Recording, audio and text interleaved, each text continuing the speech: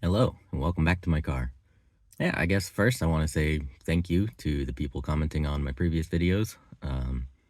Though I disagree with most of you, uh, you've been very supportive. I feel like you do want what's best for me, and while you think that the path to that is through God and Jesus, uh, I, having tried those paths, do not. I think that those are, you know, things you can believe in, but they're not real. They kind of have just whatever value you give them, which can be good or bad. But I think in the long run is always bad because it's not true. And so you're trying to give this thing that, works for me every time that, you give it to someone else and they're like, it doesn't work at all. What are you talking about? And you're like, but it does. And it's like, you got to break down what actually is it? What is happening? And I think about, prayer, and it can be helpful, especially in phrasing your problems and questions and, getting you to think about them in that way. But it can also be a complete waste of time that only makes you feel better. Like, in particular, I'm thinking about my parents and wondering if they're praying for me throughout all this, as in, like, dear God, please help our son feel your love and see your light. Please bring him back to us, and that sort of thing. And that only helps them because I'm not there. I'm not there to hear what they're saying about me. God's not real. So, like, it's not like someone's going to reach out of the clouds and help me in some way. His love is abusive and I don't want it. His light is warped, horribly distorted, and I don't want that either. I would rather follow the truth that I see outside of the Bible. It upsets me that my parents choose their imaginary friend over their actual children. They've made that choice their whole lives, and they don't seem interested in changing their minds now. That doesn't sit right with me. I think that's a very wrong way to raise your kids. I think that's a wrong way to live. And because of that, I think people should not believe in God, heaven, hell, or Jesus as this like holy figure. And so even though my parents are no longer watching my videos, they just gave up, I'm going to put them out there anyway because it's important to me and it's something that's been bothering me my whole life. And even though they don't want to hear it, I know that they are wrong.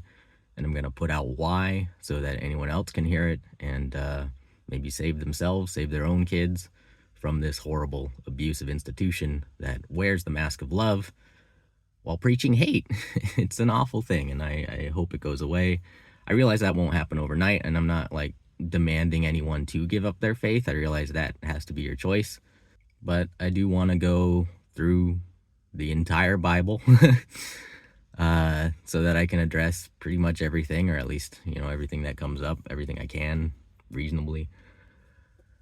And we'll just see how it goes. I bet we'll have a lot of interesting discussions no matter what you believe. And I wanted to ask you guys, maybe especially the Christians in the audience, which Bible or Bibles should I read? Because I'm planning on going through every book of the Bible, every chapter, every verse. Maybe not some of the lineage stuff, because I know it's just like person begat person in some points, and I don't know. Maybe I will. I don't know. Maybe I will just to be thorough.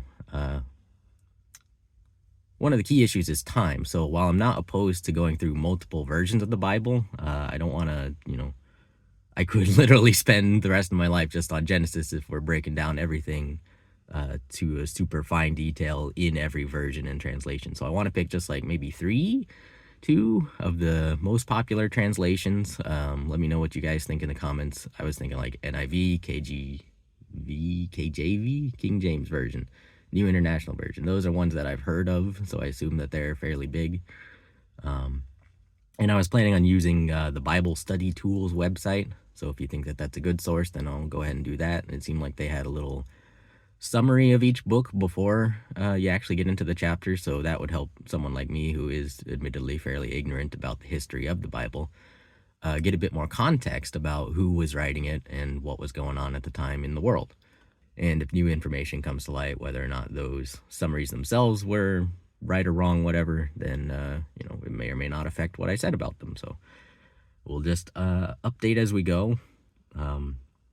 It's definitely a discussion, a conversation, not just me sitting here like, well, I already know what's in the Bible and I'm going to tell you. Like, I haven't actually ever read it front to back. Um, I read a lot of parts of it, and I tried reading it front to back a couple times, but I always just gave up because it was so boring. As a kid, I didn't try it. When I got older, I just was tired of it by then. I don't know what kind of schedule I'll be on. There's usually people in the house coming and going all the time. So out here in the car is one of the most reliable, quiet spots that I can record. So in order to actually get the Bible out here, I can't put it on my phone because my phone is recording the video. I'm probably going to send it to myself on the laptop and bring the laptop out here and just have it set like right here so I can read off of it.